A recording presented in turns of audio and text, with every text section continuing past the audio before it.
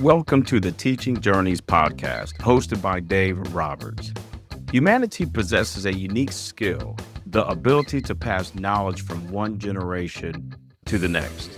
This podcast embraces that ability, offering learning opportunities through conversations with extraordinary guests. Dave aims to leave a positive mark on individuals around the world. So before you dive into today's episode, please share this podcast with your network, including friends, family, and colleagues. And please consider leaving a rating or review. Your support makes all the difference.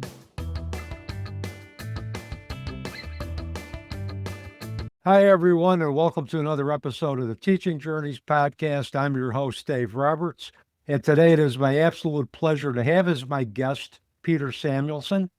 Peter is a veteran film producer behind more than 24 feature films, including cult classics like Revenge of the Nerds, Tom and Viv, and Arlington Road. He is a trailblazing philanthropist and a social entrepreneur who has spent decades using storytelling and innovation to change lives. He has founded 7 groundbreaking nonprofits, including co-founding the Starlight Children's Foundation and Starbright World Online Network. He is the founder of the First Star Academies that partners with universities and local CPS to house, educate, inspire, and enable foster youth while in high school and to prepare them for college and to self-advocate. He also launched EDAR, the Everyone Deserves a Roof initiative, to provide shelter for the unhoused, and Aspire, a media training academy for undergraduates outside of traditional film schools built on the values of social responsibility. And now he's added author to the list. His new book, Finding Happy, A User's Guide to Your Life, with lessons from mine, is part memoir, part life manual, offering hard-won wisdom for millennials, Gen X, and anyone looking to live more meaningfully in a chaotic world.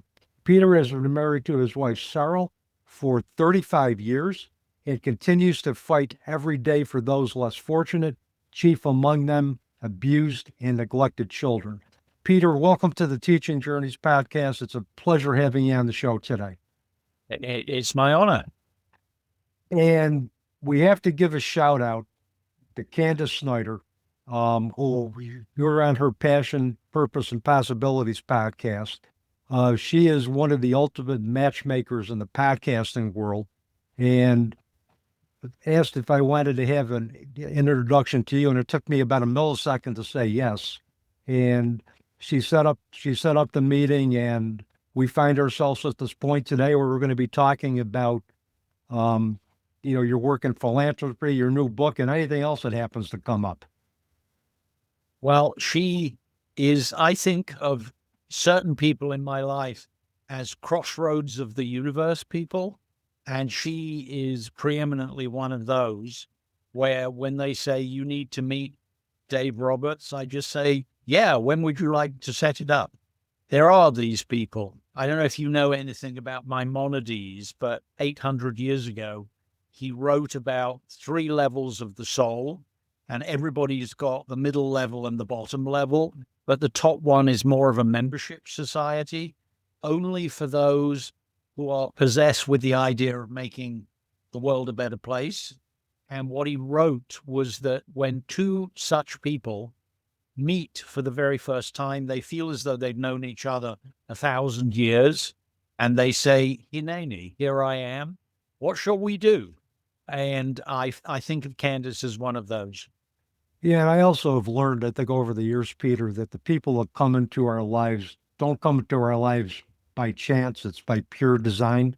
Candace and I met through the podcasting world, but it could have been anybody instead of Candace, but it was Candace. And I really firmly believe that we were put in our paths for a specific purpose at the specific time. And she's turned out to be a great friend and also a great colleague.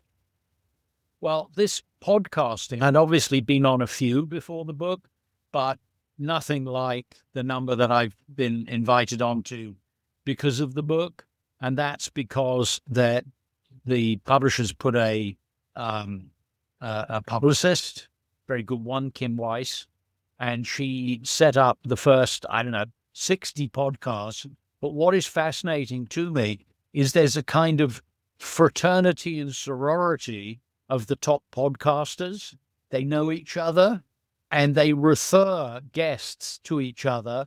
So I've been, none better than Candace, but a couple of others as well. I noticed that even though the publicist is now no longer on payroll, podcasts are still coming at me. So that's great. I'm honored to do them. And like I said, I'm just thrilled that you chose my podcast to be one of the ones you're on. So one of my first questions, you've had an interesting journey from filmmaking to philanthropy. Tell our audience, give our audience a glimpse into that. How did your journey evolve from filmmaking to philanthropy specifically? Well, I think it's an interesting teaching moment. You develop a toolkit as a film producer. You get very good at entrepreneuring startup because every film is startup. It's a new crew. It's a new budget. It's a new script. You're in a new city or somewhere or other, and you have to make it all work.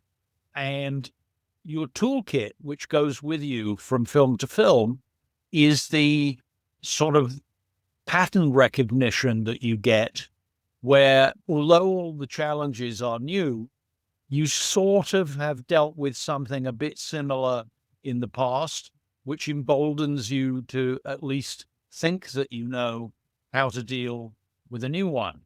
So what I think virtually no one else has done is to take that same Sears Roebuck red toolkit with the big black handle on the top, to take it metaphorically into an entirely different arena, nothing to do with films. What happened is that I was in 1984 working already in Los Angeles as a producer. I had made at that point, I suppose, 4 films. And my cousin, a young actress, was still living in the UK. And she phoned me and said, "Help, I've done this thing." She had gone into the children's hospital there in costume with the rest of the cast of the film called Arabian Adventure, also in costume, to sort of entertain and make nice with the ill children in their beds. And she had said to a, I guess, 10-year-old little boy, Sean Honorati, she said, "Sean, what would make you really happy?" And Sean said, quick as a flash, "Oh, that's easy. I want to go to Disneyland." My cousin phoned me and said, "Now what do we do? Help." And I said, "Well, we're going to damn well have to bring him to Disneyland, aren't we? Go and talk to the doctor, talk to the mum." The doctor said, "This child is not long for this world." Not an inconsiderable thing to bring a seriously ill kid a long distance on an airplane. But sure, I can't see what the downside is. Maybe you'll make him happy. And the mother said, "Oh, would be Brenda. That would be lovely. We'd love to come to Los Angeles." We flew him over. They all stayed in my condominium in LA on Wilshire Boulevard. And we did 2 weeks of everything you probably shouldn't do with a very seriously ill little boy and his mum.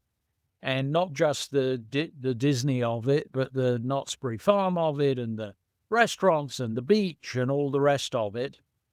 And then he went home, having had a hoot of a time, and he passed away, which was not surprising because everyone, including he, knew that that's what was going to happen.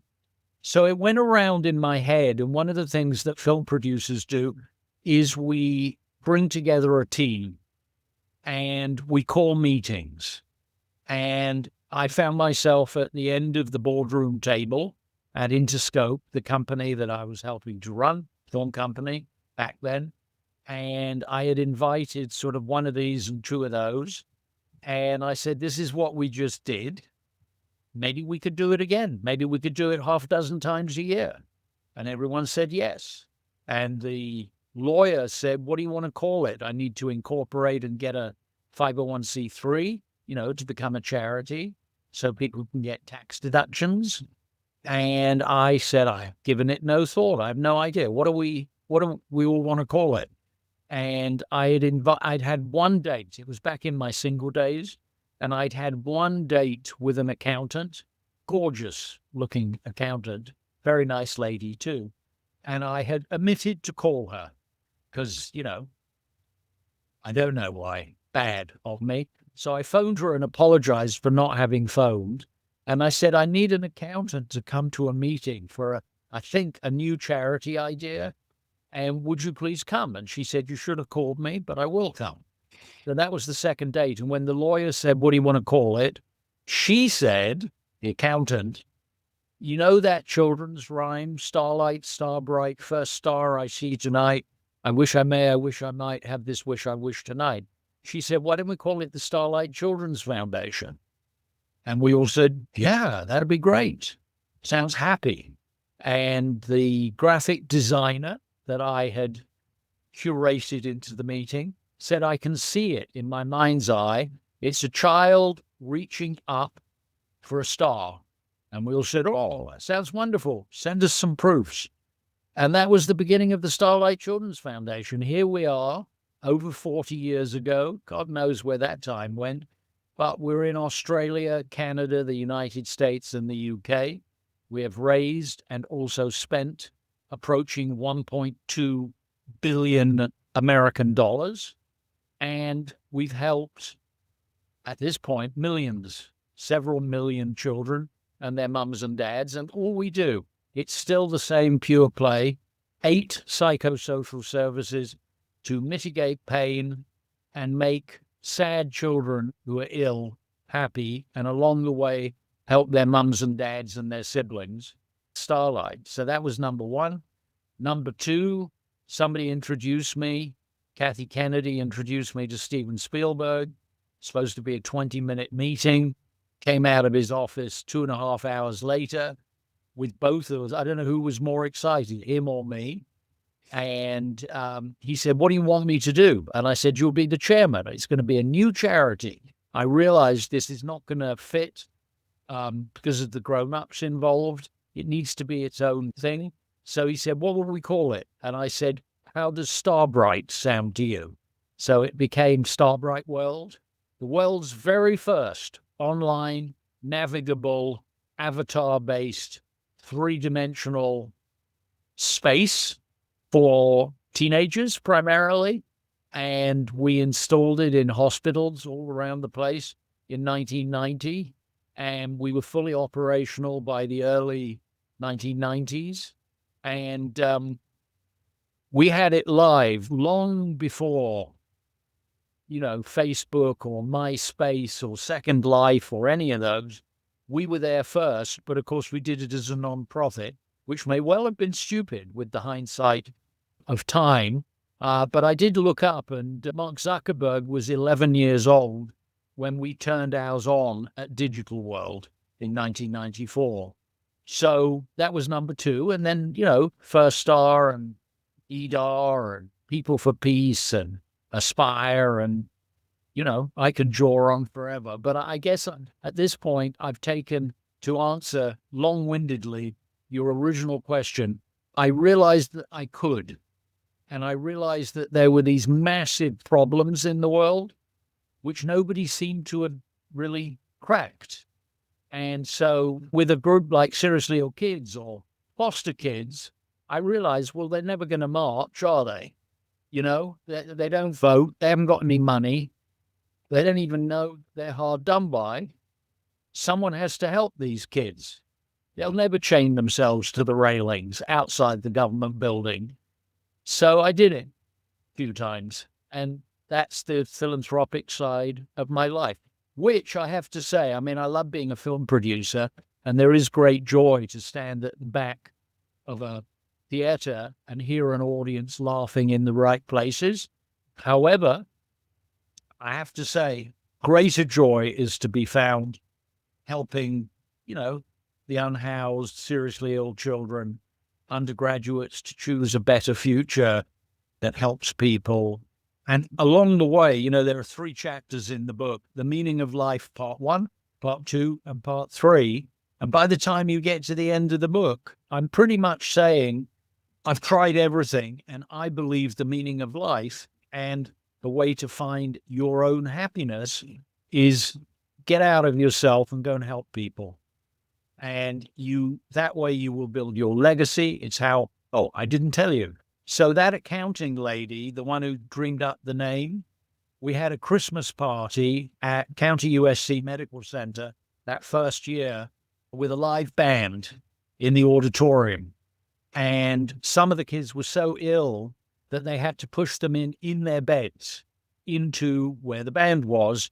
And the kids were all dancing. And we had these adult-sized marine mammal costumes that had been donated by SeaWorld. And one of them was the dolphin. And it had like a sort of little window grill thing in its, I guess, chest of the dolphin with the head up here. And inside there was the accounting lady. And I saw her looking at a little girl who couldn't get out of her hospital bed, but was dancing horizontally in her hospital bed. And I looked into the grill of the dolphin, and our accountant, Sarah, had all her mascara streaming down her face because she was absolutely sobbing. And I thought to myself, oh, I think I love this woman. So there you go. That's where I got my wife. You got a great accountant and you got an even better partner, Peter. Yeah, well, I've never paid to have a tax return filed since I met Sarah. So, love has its advantages. And we have 4 kids and 3 grandkids and more, I hope. My children are watching this. I'm expecting more grandkids. Here, you heard it on the Dave Roberts podcast. There you go. We could put a call to action at the end of the podcast, too. Peter Yes. wants more grandchildren. So if you're his children, listen. For me, the fact that your philanthropy work focuses around improving the lives of children means a lot to me. I'm an educator myself, and I believe the future is our children. I tell my students this. I said, I think the baby boomers in a lot of ways screwed things up. So I said, it's up to you now to move forward, hopefully with the lessons that not only I have learned through, 70 years of living, but through other elders who you're going to run into. This is the first generation of young people with a shrink. If you don't count immigration, our population in the United States is shrinking. Yep. Why is that? One of my children, who shall be nameless, I said, where are my grandchildren?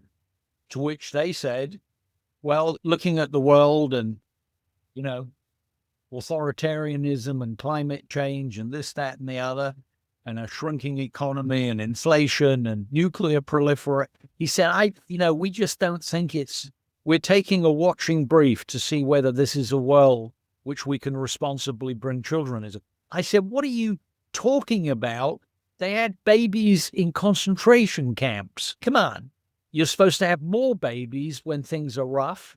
It's called the survival of the species. So I do think life expectancy rose for 100 years and is now falling, shrinking. What the hell is that? It's to do with grown-up error.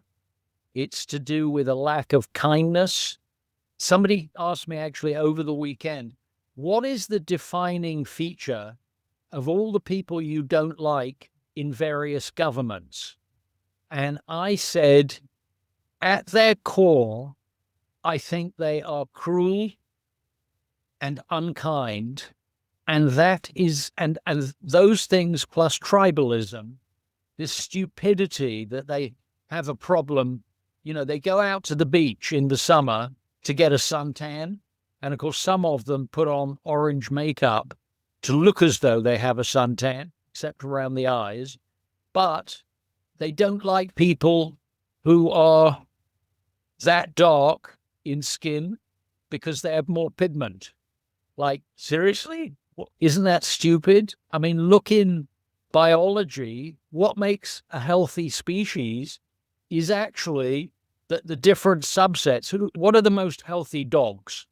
The mongrels, the ones that are bred between diverse subsets of dogs. Who are the least healthy dogs? We used to have a Samoyed dog. car. It had such trouble with its bones and arthritis and its hips. It ended its days with its rear end on a little trolley. Unhealthy in biology comes from purebred. Healthy comes from intermingling so that the gene pool does better. What is Tay-Sachs disease? It is a disease that only Jews have, and it's very bad. And if a kid gets it, their life expectancy is not good.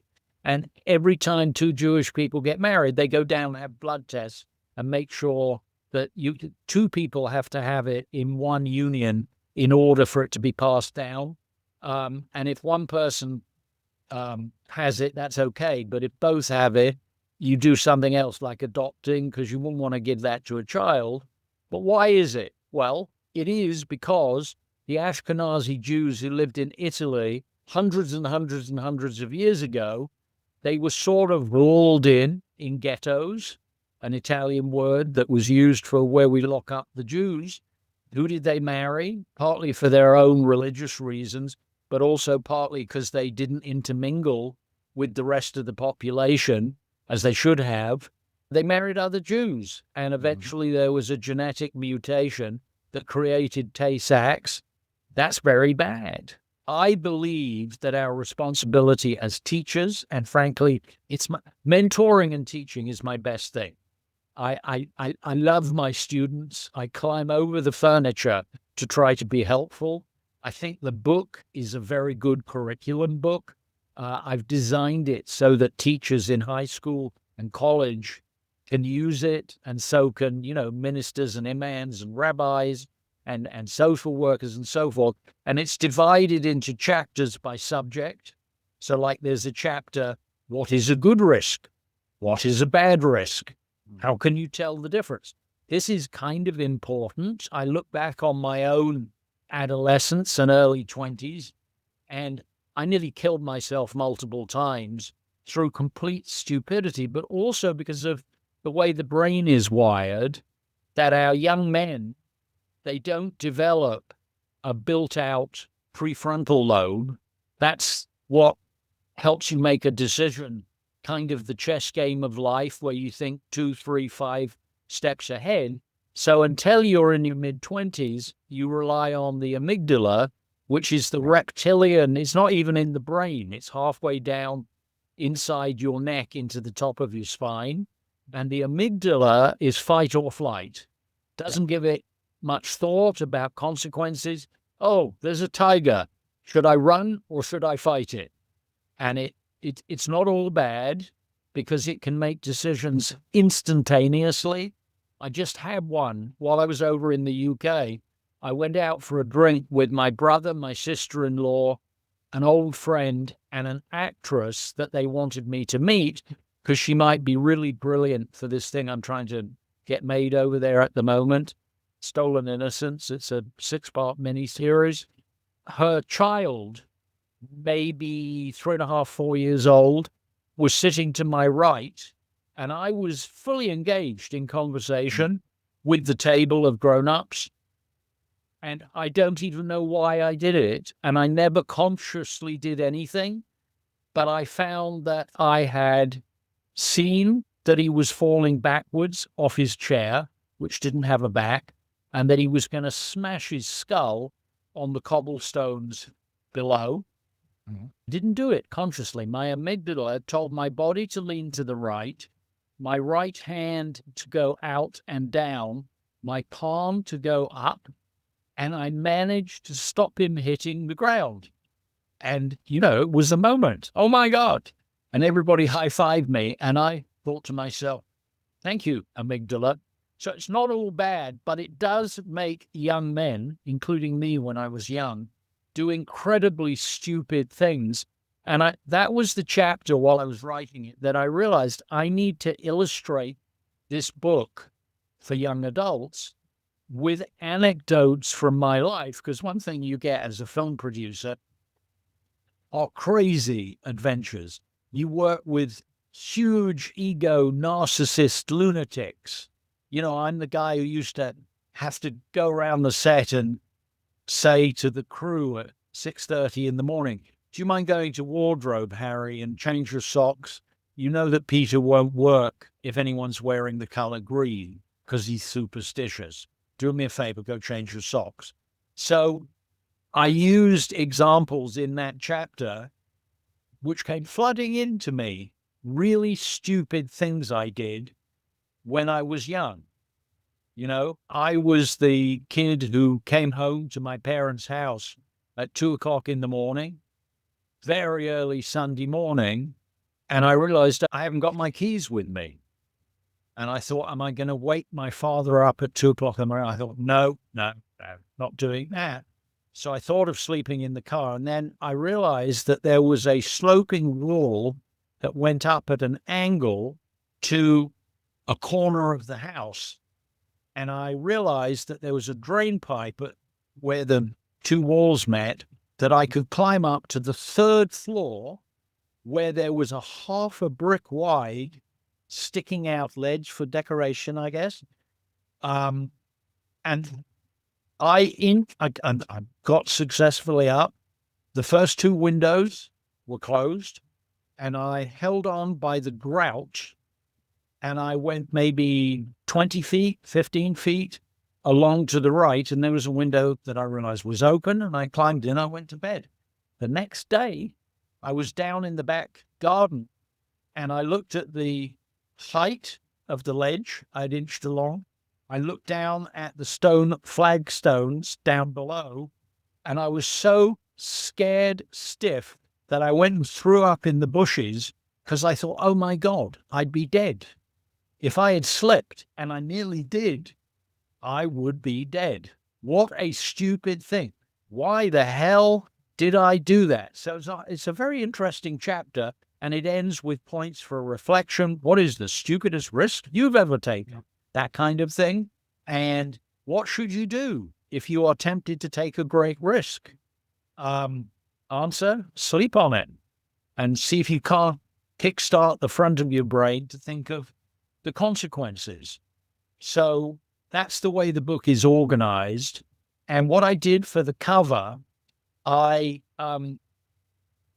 made a word cloud where the prevalence of the word determined how big the font would be on the cover. And although there are the very big ones, you know, how do you find success? How do I get a date? Where should I meet someone to love? And all that kind of thing.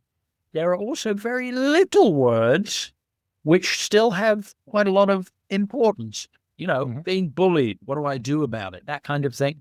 So it's really what I've learned from mentoring hundreds of kids through the charities. It's what I've learned seems to come up mostly, maybe 24 subjects. And I've written it very specifically so that teachers and lecturers and religious advisors and social workers and so forth, and parents, I hope, and grandparents. I've noticed, because I get emails, grandparents seem to buy 2 copies. It's fantastic. They buy one for them and one for the grandchild.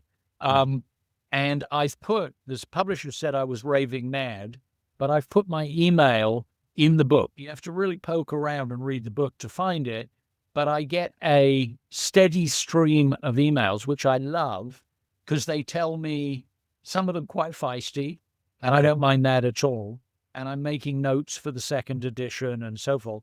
But generally, I think it's been very helpful. It's a touchstone to help young adults find themselves and make the best of things.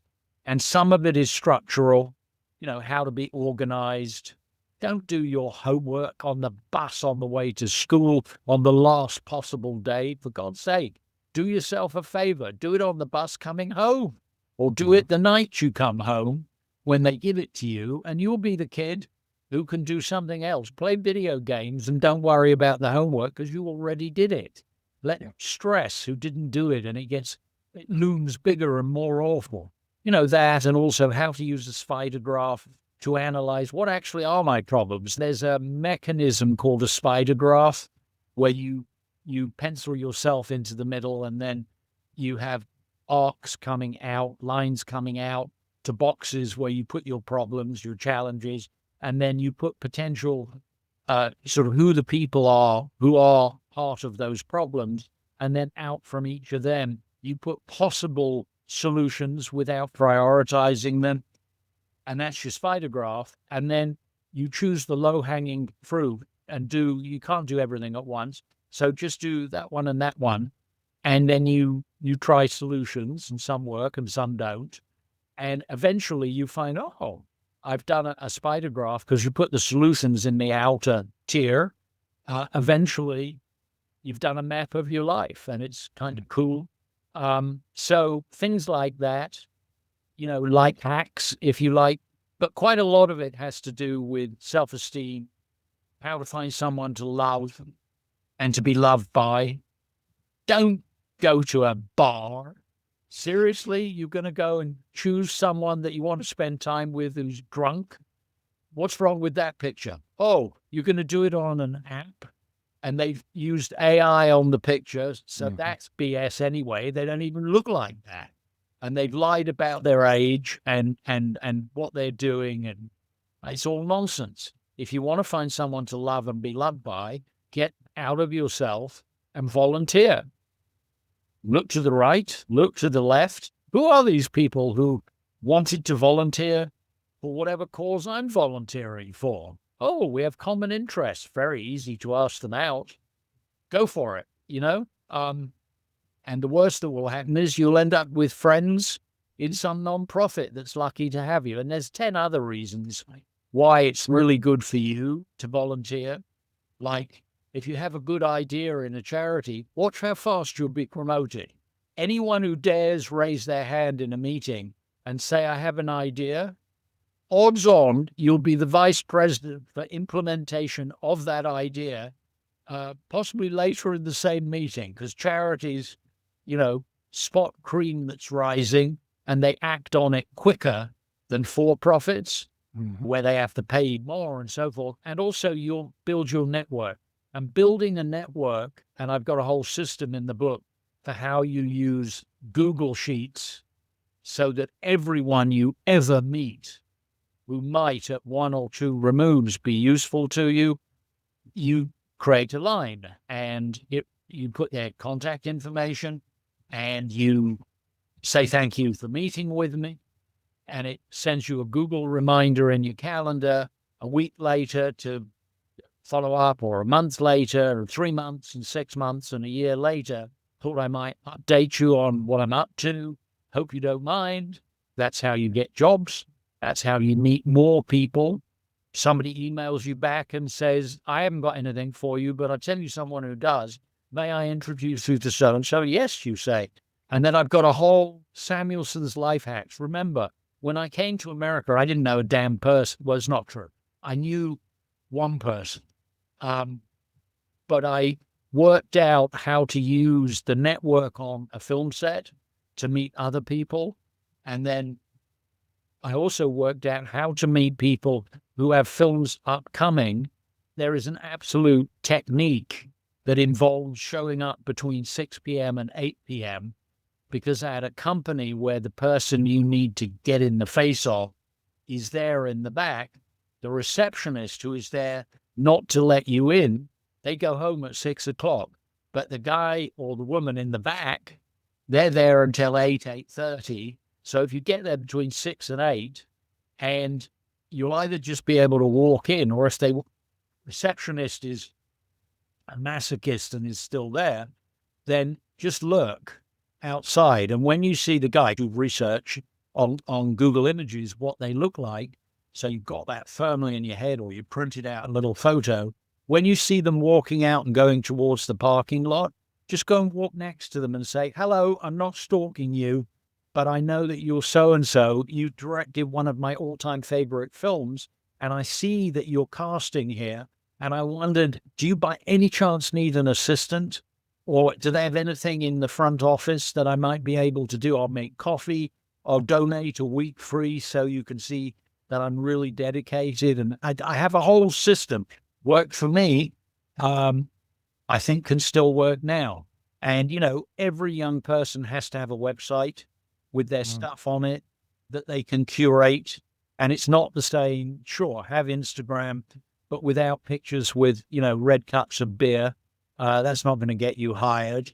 Don't put anything online unless you want the recruiter that is interviewing you to see it. If it doesn't help you get a job, or someone's checking you out, or in this day and age, if there's anything there that you wouldn't want someone unhelpful to see because they might be government and have it in for you or something, well, don't damn well put it up there. So self-love and self-care is a big part of it. But anyway, long-winded answer. That's what the book is about. And that's how I didn't kill myself falling off that ledge. Well, and the other thing I like about your book, and I had a chance to peruse a few of the chapters after you had sent it to me, and it's just, I think it speaks to our responsibility as elders for us to be able to teach the younger generation about life as we've seen it, but also in terms of the mistakes that we might have made. And so we can pass that on to the younger generation so they can not make the same mistakes that we made. But the other thing, Peter, is about leaving a legacy. I think the Lakotas have also said that we will be forever known by the tracks that we leave behind. And I tell my students, make sure your tracks are long lasting.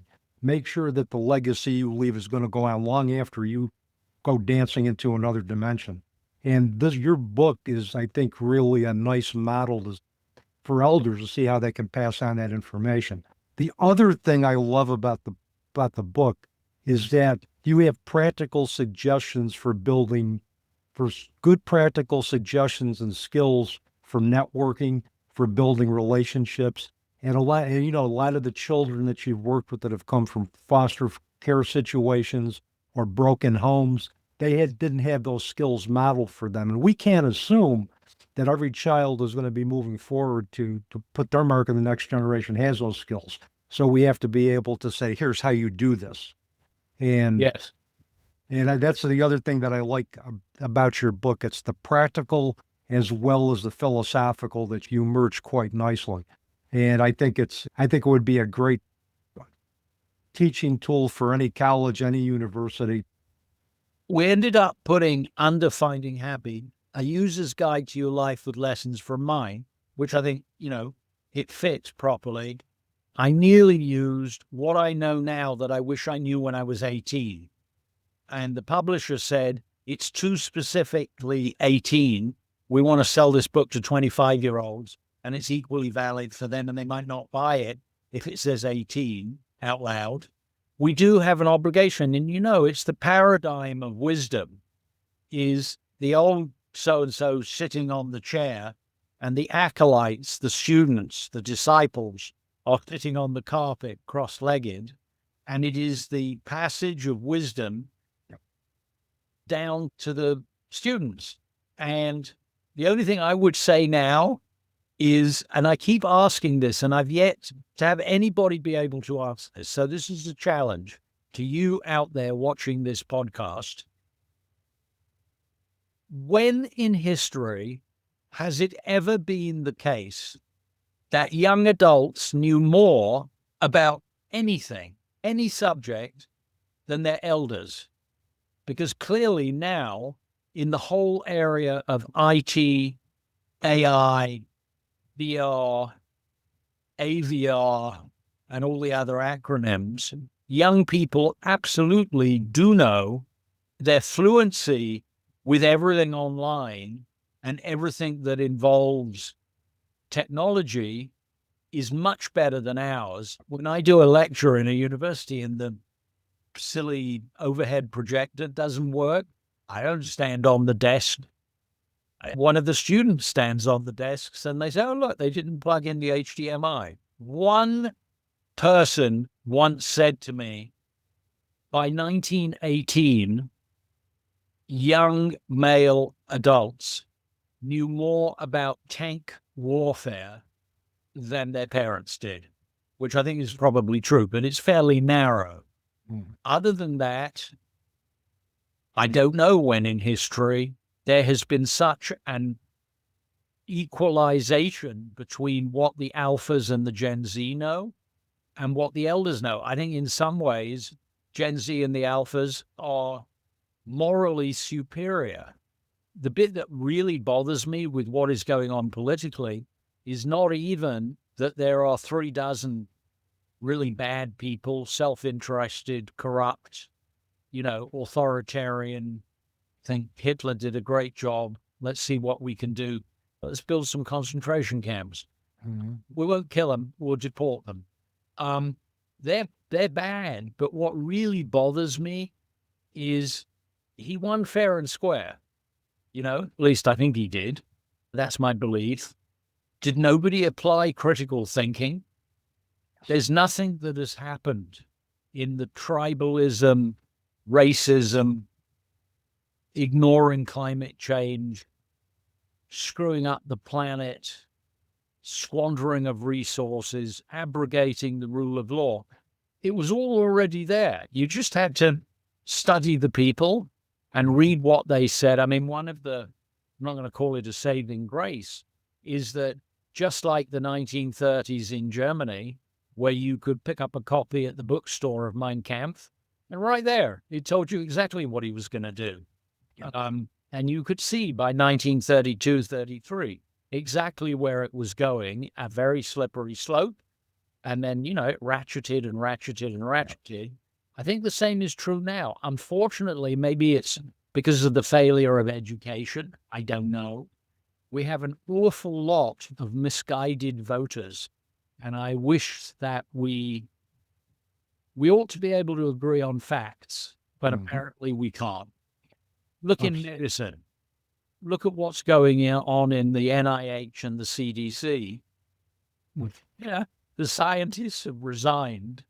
Seriously, are we going to have a gigantic number of additional RSV and COVID deaths because we've created fear of vaccines? One of the great areas of progress of the last 100 years of medicine, boggles my mind.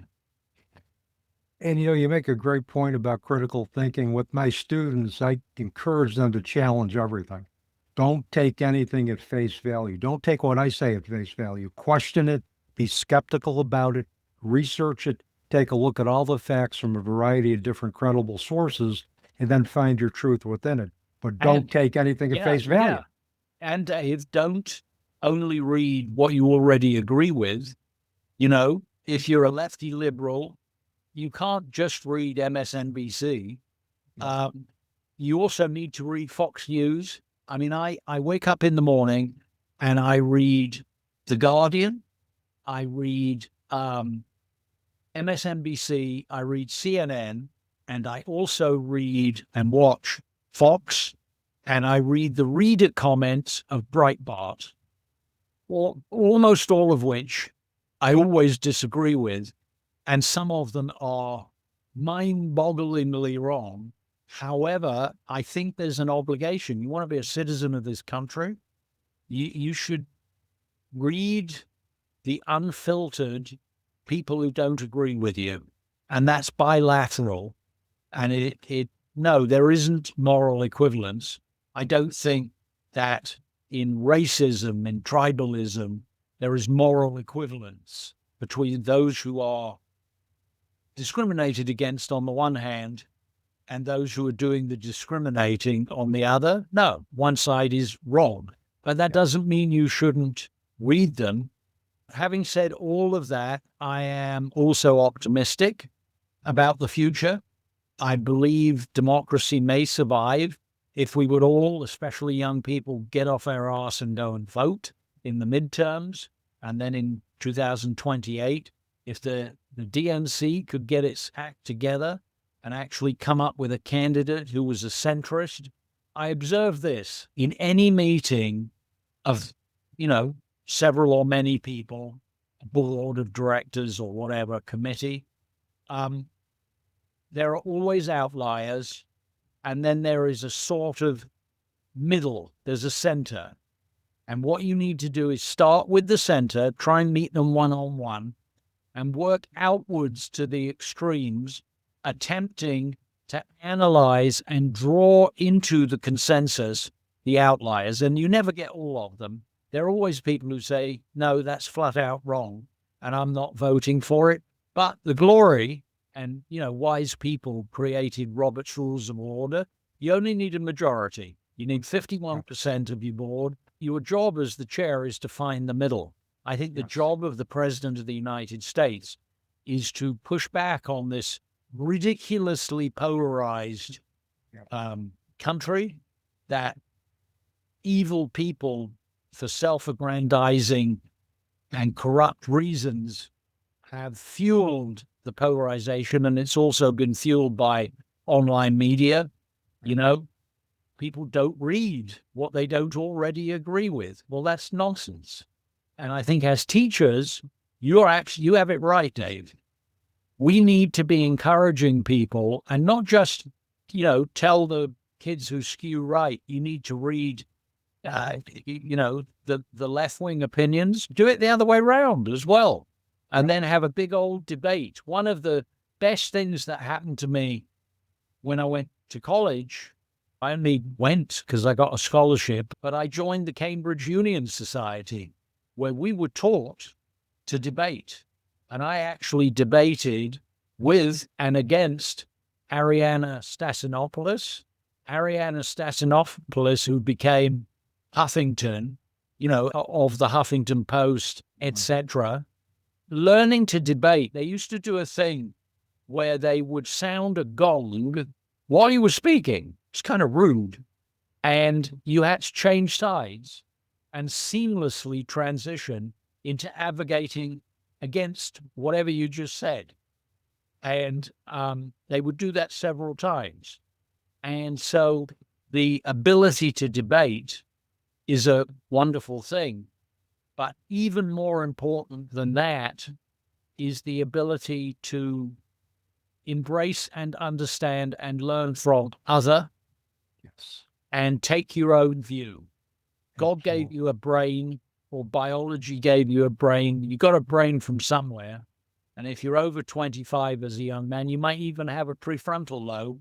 Use your brain. You are not an idiot. You are a thinking young adult. Take a view, but do it from information. And by the way, science, the word comes from the Greek, skio, and then the Latin, skio. I know. It's knowledge. Science is knowledge. And they've organized a system over the better part of 100 years where scientists develop a hypothesis, they test it, they publish their findings, they are then second-guessed by uninvolved scientists. If they got something wrong, the science evolves. They are open to counter views. You test it in a test tube, and you test it on, massive, great surveys in the subject group. You don't test it with what will get you a cheer from people who already agree with you. No, you have to stand it up against the opposition. But you and your opposition need to find common ground in the science. And you can't just rewrite the science because it serves some bizarre brainworm in your head. I mean, I have no idea what's going on there. I mean, it is irrefutable science that long COVID is a thing, and which has no cure. And so is COVID itself a serious, especially in vulnerable groups with a comorbidity and so on and so forth. You don't want to get it. And if you are vaccinated, you have something like a 90% less chance of getting the damn thing. Why would anybody oppose that? Why would they ignore the science? I guess that is what quackery is. And it's usually corrupt. They're usually selling something. If you notice someone is selling an elixir, they're usually making money on the elixir. Some of these blowhards, I have to say, with podcasts, they also have a website where you can buy the pills in the bottle and all the nonsense. That is the science that they are pushing. Yeah. So I have turned a corner, and really only in the last year, having been a student of the 1930s in Germany, and also a student of narcissism, because God knows you have to work with a bunch of narcissists in the film industry, in the television industry. I've decided, really, as part of writing the book, I need to be braver, and I need to speak truth to power, and to hell with them. I'll just call it as I see it, because what I'm trying to do is to help young people to develop critical thinking. Don't be in a cult. It is not worthy of you. Think it through. Yeah. And if, having thought about it and done your research, you have access to the greatest brains in the world. You can hyperlink to expertise left, right, and center. Don't take your view based on that you only ever listen to Rachel Maddow or Hannity or anybody in between. Take your view because you listen to both in the middle.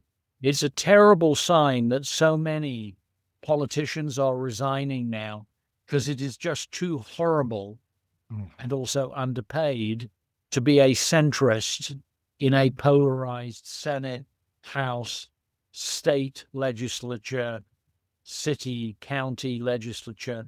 It's just horrible, but we need those people back. And we also need to try to encourage young adults to grow up wanting to fix things. Back to Maimonides at the beginning. Hineni, I feel as though I've known you 1,000 years. What shall we do? That's right. Yeah, and it's going to be important for the younger generation, like you said, to provide a fix, but they're not going to be able to until critical thinking is reinforced throughout society, until they're encouraged to do it. And I think you're right. We have to take a look at both sides of any issue, particularly the side that we don't agree with, in order to understand what resources they've used to come to those conclusions. Try to sit down and have a conversation to better understand each other's side, not necessarily agree with it, but to understand it. And then we might be able to find some similarities within the differences that we know exist. But we're not going to be able to do it. It doesn't mean, it doesn't mean we have to agree. No. We still disagree, but we need to have civil discourse. In Berlin, Germany, where they know a thing about institutionalized hatred, there is a triangular park, mostly grass and a few trees. On one side of it is a mosque. On another side of it is a synagogue. On a third side of it is a church. And they do their own thing separately, except that once a month they have events in the park where they do stuff together. Potluck dinner, guest speaker, and they take turns at whose guest speaker it is and so forth. That is how you build civil society. Yes. Despots are helped by people fearing other. Because what the despot says is, you're not scared of those people who look different and dress different. You're actually not. They are scared, but they say you don't need to be scared. You should hate them. Because hatred is a positive emotion that you can feel righteous about hating people, where you can't feel good about being scared of them. And that is how despots aggrandize themselves. Look how they always choose scapegoats who are different than their base. They are constantly persuading their base that hating people who are different is, the way to feel better about yourself. This morning at the summit that the Chinese, the Russians, and the North Koreans just had somewhere in China, Kim Jong-un took with him his young daughter, who I believe is only in her early teens, nobody knows, but apparently by bringing her to this multilateral conference, he was anointing her the future leader. She is the great-granddaughter of the original Kim, who founded the despotic dynasty. But if you look at it, they more often than not, they bring their children in and they bring their nephews and nieces and all the rest of it. Why? Well, because they can and because it's corrupt, you know? I think we live in dangerous times. It's an old Chinese curse. I would like part of my legacy to be the inculcation of critical thinking alongside life hacks and generosity and kindness, and pay it forwards for young adults. It's difficult to imagine that they could do a worse job on block than us, our generation.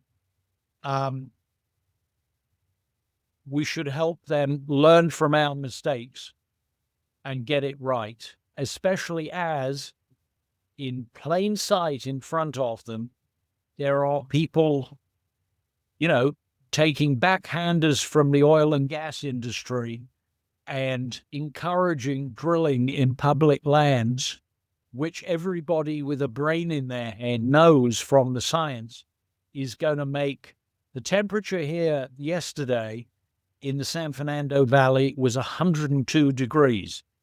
At what point will people say, as has always been the case in industry, we just can't live here anymore? It's 126 degrees. I was just in Phoenix, Arizona. Oh, yeah. Wow, they better not have a power cut there, because I'm telling you, that was really hot.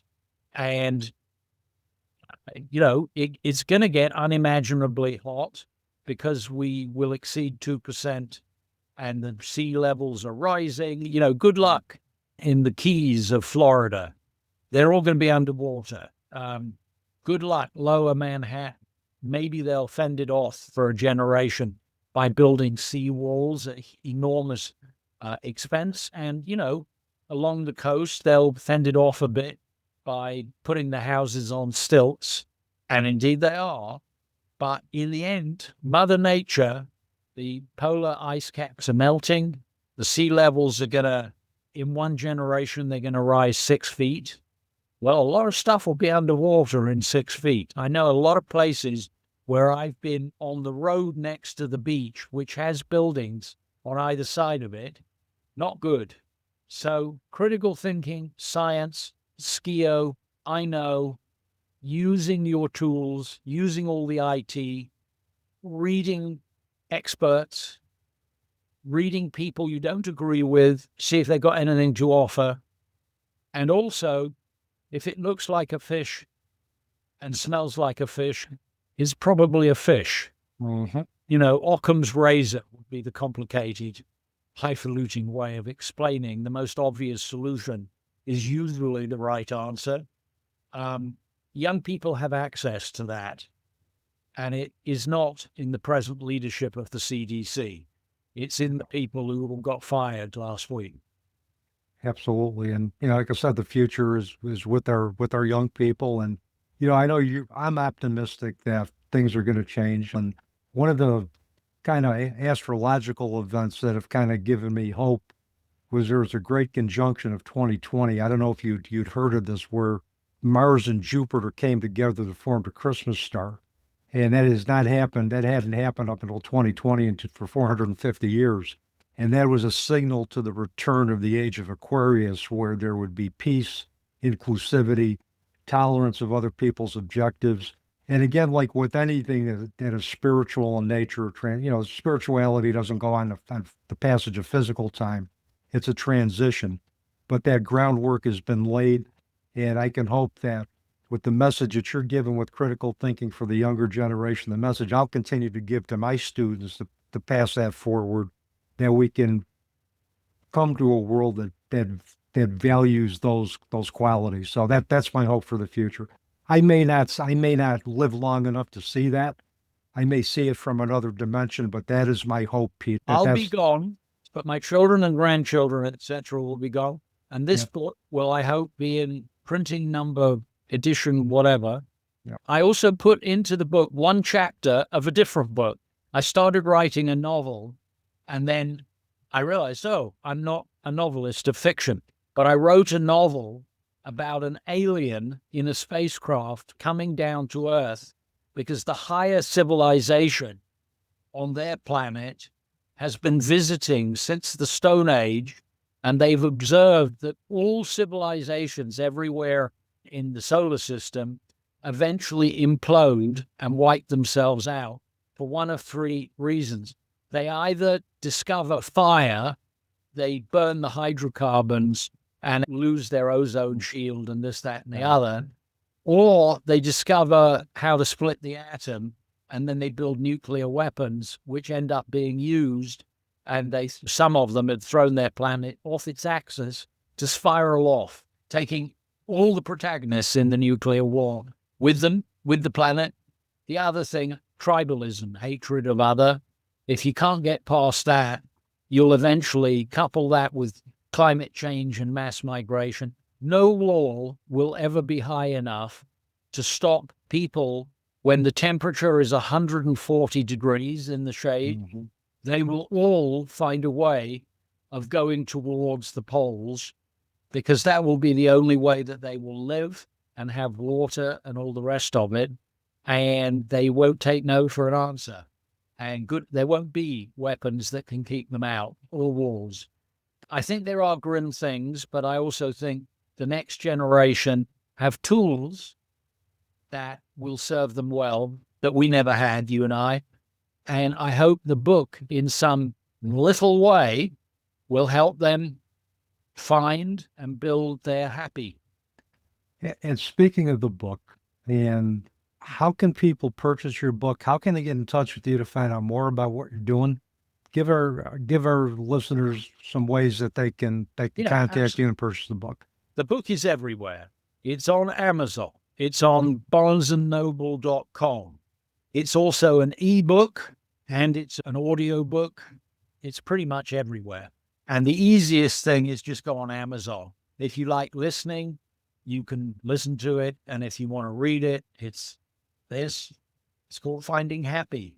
And if you read it and it helps you, please review it, because I've been learning the craft of successfully being an author, and it has a great deal to do with the reviews on Amazon. Nobody seems to bother to review stuff anywhere else, but Amazon, get it there and then review it there. Also, if you are a teacher, if you can order more than 25 copies in one go, you can get a massive discount. The discount rises to as much as 60%, but you've got to order in bulk, which of course will work fine for a class. And Bulk Books is the place that you do that, just to give them a little plug.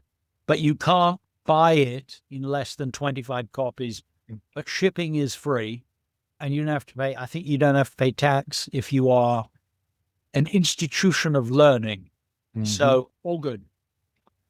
I really appreciate your time, and I love being on. Peter, it was a blast having you on the show today. I mean, you left our listeners with so much wisdom and so many good takeaways from your book, from your life. Thank you for your time, your energy, and I hope we can do this again in the future sometime. Absolutely. If you send me the link, we will blast it out. There's a young man called Zach, who is doing my social media, because God knows I'm a Luddite.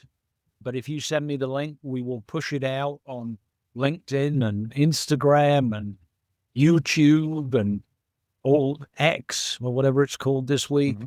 Facebook. Does anybody still look at that? I'll make sure that the links get to you and you can get those to Zach, and Zach can work his magic with it. So, Peter, thank you so much again for a great conversation. I wish you well in the future. Much success with the book, with your philanthropic endeavors, and also your future filmmaking. Thank you again. And for those on YouTube, you saw Peter flash prominently the cover to Finding Happy. Get his book. It's terrific. It's a great primer for the younger generation, and just an example of how to pass on the wisdom of living to the younger generation. So again, Peter, thank you so much. Thank you. If you also ask me how anyone can contact me, My website is www.samuelson.la. Okay. www.samuelson.la, and everything is there. And there's also a place to send a message. Perfect. And I'll make sure all of that gets in the episode notes before the podcast goes live. And with that, that's a wrap on another episode of the Teaching Journeys podcast. I'm your host, Dave Roberts, wishing you peace.